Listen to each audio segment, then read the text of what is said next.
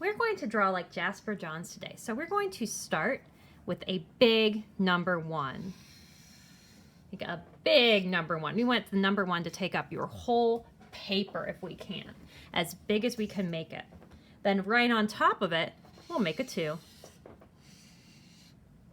Look at how when we put numbers on top of each other, we start to get some interesting shapes. A shape is anything that has a line all the way around it.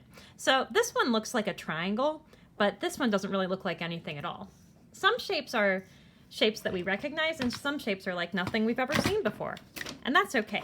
Shapes can be either one and still be a shape. So let's make a 3. We start to get even more shapes. A 4. How about a 5? It's starting to get really hard to see the new shapes we're making, isn't it? Make a 6. A 7. All right, we're getting close.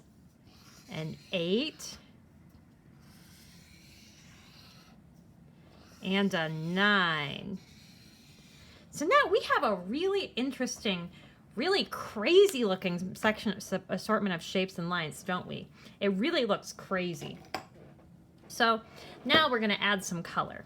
The way we're going to add color is we're going to color in each of these little tiny shapes by itself. You can use whatever colors you like. But now we used putting numbers on top of numbers to make some really interesting kinds of shapes. You might have a lot of, I see a lot of triangles. Here, this looks like a rectangle.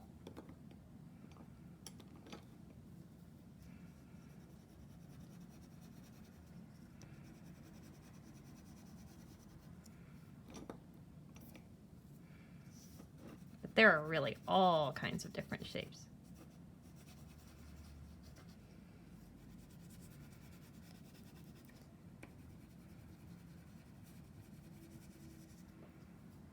And once we fill them all in, we will be done.